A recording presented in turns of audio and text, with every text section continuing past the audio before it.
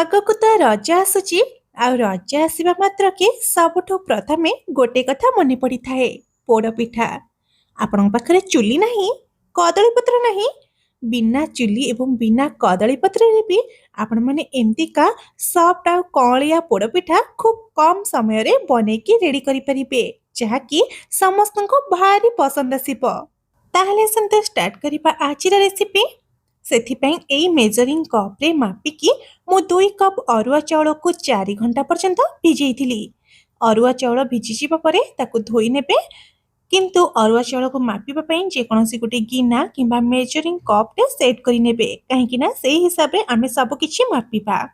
ତ ଏପଟେ ଦେଖନ୍ତୁ, ଅରୁଆ ଚାଉଳ ଭିଜିବା ଭିତରେ ଆମେ କ'ଣ କରିବା ନା, ସେଇ ସେମ୍ ମେଜରିଂ କପ୍ରେ ଅଧ କପ୍ ଚୁଡ଼ାକୁ 15 ମିନିଟ୍ ପର୍ଯ୍ୟନ୍ତ ପାଣିରେ ଭିଜେଇ ନେବା।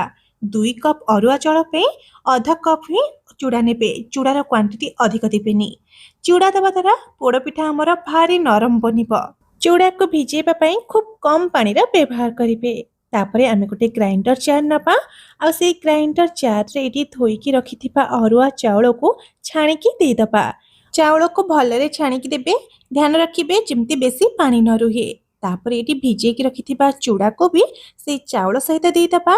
ଆଉ ଯେଉଁ ମେଜରିଂ କପ୍ରେ ମାପିକି 2 କପ୍ ଅରୁଆ ଚାଉଳ ନେଇଥିଲେ, ସେଇ ମେଜରିଂ କପ୍ରେ ମାପିକି ଅଧ କପ୍ ଦେଇଦେବା ନଡ଼ିଆ।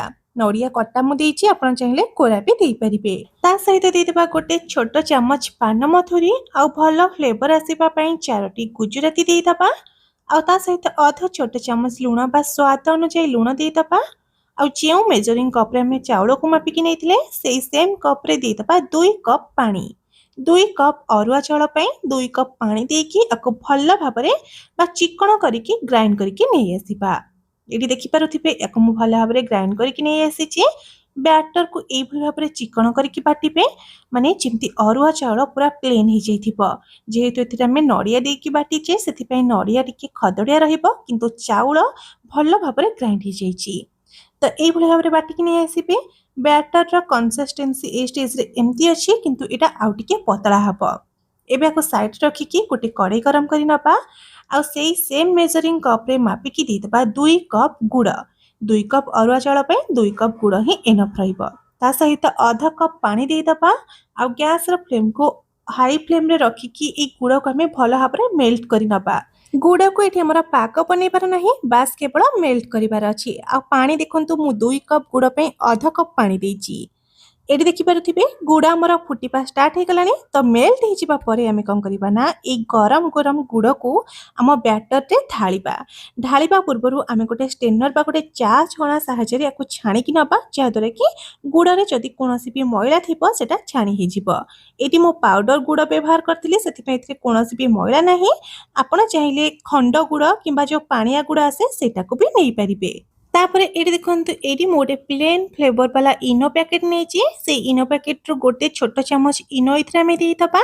ଯେହେତୁ ଏ ପିଠାକୁ ଆମେ ଇନଷ୍ଟାଣ୍ଟ ବନାଉଛେ, ସେଥିପାଇଁ ଏଠି ମୁଁ ଇନୋର ବ୍ୟବହାର କରିଛି। ଇନୋ ଜାଗାରେ ଆପଣମାନେ ଖାଇବା ସୋଡ଼ା କିମ୍ବା ବେକିଂ ପାଉଡର ବି ନେଇପାରିବେ। ନହେଲେ ତ ବ୍ୟାଟରକୁ 4 ଘଣ୍ଟା ପର୍ଯ୍ୟନ୍ତ ସେମିତି ହିଁ ଫର୍ମାଟ ହେବା ପାଇଁ ଛାଡ଼ିଦେବେ। ବିନା ସୋଡ଼ା ବିନା ଇନୋରେ ବି এই ପିଠାକୁ ଆପଣ ବନେଇ ପାରିବେ। ତ ଇନୋ ଦେଇକି ୟାକୁ ମୁଁ ହାଲକା ଟିକେ ମିଶେଇ ନେଇଛି। ଇନୋ ଦେଇ ସାରିଲା ପରେ ବେଶୀ ମିଶେଇବେ ନାହିଁ କିମ୍ବା ବେଶୀ ସମୟ ବାହାରେ ରଖିବେ ନାହିଁ। ତୁରନ୍ତ ହିଁ ଆମେ ପିଠା ବନେଇ ନେବା। ସେଥିପାଇଁ ଗୋଟେ ମୋଟା କଡ଼େଇ ବା ଯେଉଁ କଡ଼େଇର ବେସ୍ ମୋଟା ଥିବ, ସେଇ ଟାଇପ୍ର ଗୋଟେ କଡ଼େଇକୁ ଗରମ କରି ନେବେ। ଆଉ ସେଇଥିରେ ଦେଇଦେବା 3 ଚାମଚ ଘିଅ। ଏଇଠି ମୁଁ ନନଷ୍ଟିକ୍ କଡ଼େଇ ନେଇଛି, ଆପଣ ଚାହିଁଲେ ଲୁହା କଡ଼େଇ ବି ନେଇପାରିବେ, କିନ୍ତୁ ରସ କଡ଼େଇ କିମ୍ବା ଷ୍ଟିଲ୍ କଡ଼େଇକୁ ବିଲକୁଲ ବି ନେବେ ନାହିଁ। କଡ଼େଇରେ ଘିଅ ଗରମ ହେଇଯିବା ପରେ ଏଇଠି ମୁଁ କିଛି ନଡ଼ିଆକୁ ଛୋଟ ଛୋଟ କାଟିକି ରଖିଥିଲି। ତ ନଡ଼ିଆକୁ ଘିଅରେ ଦେଇକି ଆମେ ହାଲକା ଗୋଲ୍ଡେନ୍ ହେଲା ପର୍ଯ୍ୟନ୍ତ ଭାଜି ନେବା। ନଡ଼ିଆ ସହିତ ଆପଣ ଯେକୌଣସି ଡ୍ରାଏ ଫ୍ରୁଟ୍ ଯେମିତିକି କାଜୁ ହେଲା, ଆଲମଣ୍ଡ ହେଲା, ତ ତାକୁ ବି ନେଇପାରିବେ। କିନ୍ତୁ ୟାକୁ ମୁଁ ସହଜ ଉପାୟରେ ବନାଉଛି, ସେଥିପାଇଁ କେବଳ ନଡ଼ିଆକୁ ଦେଇକି ଏଇଭଳି ଭାବରେ ଗୋଲ୍ଡେନ୍ କରିକି ଭାଜି ନେଇଛି। ନଡ଼ିଆ ଏଇଭଳି ଭାବରେ ଗୋଲ୍ଡେନ୍ ହେଇକି ଭାଜି ହେଇଯିବା ପରେ ଗ୍ୟାସ୍ର ଫ୍ଲେମ୍କୁ ଏକଦମ ହାଇ ଫ୍ଲେମ୍ରେ ରଖିଥିବେ। ଆଉ ହାଇ ଫ୍ଲେମ୍ରେ ରଖିକି ଆମେ ରଖିଥିବା ବ୍ୟାଟରକୁ ଏଇଥିରେ ହିଁ ଡାଇରେକ୍ଟ ଢାଳି ନେବା। ଢାଳି ସାରିବା ପରେ ୟାକୁ ଆମେ କଭର କରି ନେବା। ଆଉ କଭର କରି 1 ମିନିଟ୍ ପର୍ଯ୍ୟନ୍ତ ଗ୍ୟାସ୍ର ଫ୍ଲେମ୍କୁ ହାଇ ଫ୍ଲେମ୍ରେ ସେମିତି ହିଁ ରଖିବେ। ତାପରେ ଲୋ ଫ୍ଲେମ୍ କରିନେବେ। ଆଉ ଲୋ ଫ୍ଲେମ୍ରେ 20ରୁ 25 ମିନିଟ୍ ପର୍ଯ୍ୟନ୍ତ ୟାକୁ କୁକ୍ ହେବା ପାଇଁ ଛାଡ଼ିଦେବେ। ମନେ ରଖନ୍ତୁ, ପ୍ରଥମ 1 ମିନିଟ୍ ହାଇ ଫ୍ଲେମ୍ରେ ରଖିଲେ ଯାଇକି ପିଠା ଆମର ସଫ୍ଟ ଆଉ ଫ୍ଲଫି ବନିବ। ପାଖାପାଖି 20 ମିନିଟ୍ ପରେ ମୁଁ ଲିଡ୍ କାଢ଼ିକି ଚେକ୍ କରି ନେଉଛି ଆଉ ଗୋଟେ ଛୁରୀ ସାହାଯ୍ୟରେ ଦେଖନ୍ତୁ ଏମିତି ଛୁରୀଟିକୁ ଭିତରୁ ପୁରେଇକି ଦେଖୁଛି କିଛି ବି ଲାଗୁନି ଛୁରୀରେ ତାମାନେ ପିଠାଟା ଆମର ଭଲ ଭାବରେ କୁକ୍ ହେଇଗଲାଣି ବା ପୋଡ଼ିଗଲାଣି। ଏବେ ଆମେ ଗ୍ୟାସ୍ର ଫ୍ଲେମ୍କୁ ଅଫ୍ କରିକି ୟାକୁ ଥଣ୍ଡା ହେବା ପାଇଁ ଛାଡ଼ିଦେବା। ପାଖାପାଖି 3 ରୁ 4 ଘଣ୍ଟା ପର୍ଯ୍ୟନ୍ତ ୟାକୁ ଥଣ୍ଡା ହେବା ପାଇଁ ଛାଡ଼ିଦେବେ। ଥଣ୍ଡା ହେଇଗଲା ପରେ ଏଇଟା ଆପେ ଆପେ କଡ଼େଇରୁ ଛାଡ଼ିଯିବ। ତାପରେ ଆମେ ଗୋଟେ ସ୍ପାଟୁଲା ସାହାଯ୍ୟରେ ହେଉ କିମ୍ବା ଗୋଟେ ପିଠା ପାଟିଆ ସାହାଯ୍ୟରେ ହେଉ ଏଇ ସାଇଡ୍ ଗୁଡ଼ାକ ଛଡ଼େଇ ନେଇକି ପ୍ଲେଟ୍ ସାହାଯ୍ୟରେ ଆମେ କଡ଼େଇଟିକୁ ଓଲଟେଇ ନେବା। ଦେଖିବେ ଅତି ସହଜ ଉପାୟରେ ପିଠାଟି ବାହାରିଯିବ। ଆଉ ଦେଖିପାରୁଥିବେ ଯେହେତୁ ନା ତାର ପୋଡ଼ପିଠା ସେଥିପାଇଁ ସେ କେତେ ସୁନ୍ଦର ଭାବରେ ପୋଡ଼ି ହେଇଯାଇଛି ଆଉ କେତେ ସୁନ୍ଦର ଭାବରେ ଫୁଲିଛି ମଧ୍ୟ। ତଳପଟ ସାଇଡ୍ ହାଲକା ହାଲକା ପୋଡ଼ି ହେଇଛି କିନ୍ତୁ ସାଇଡ୍ ଗୁଡ଼ାକ ଗୋଲ୍ଡେନ୍ ହେଇଯାଇଛି। ଆଉ ଦେଖିପାରୁଥିବେ ପିଠାଟିକୁ ମୁଁ କାଟୁଛି ଆଉ ପିଠାଟି କେତେ ସଫ୍ଟ ବନିଛି ପୁରା କେକ୍ ଭଳି। ଆଉ ବନେଇବା ବି ବହୁତ ସହଜ।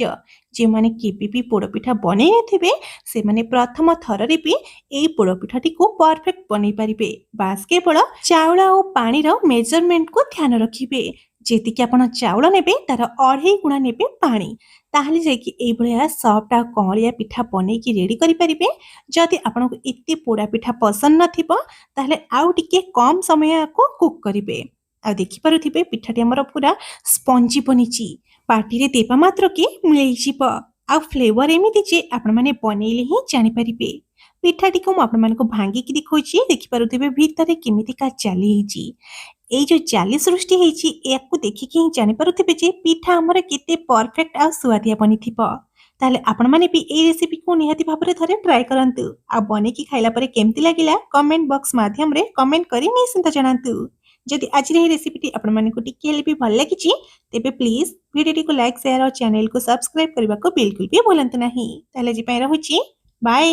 ପୁଣି ଦେଖା ହବା ଆଉ ଏକ ନୂଆ ରେସିପି ସହିତ ଆଉ ଏକ ନୂଆ ଭିଡ଼ିଓରେ।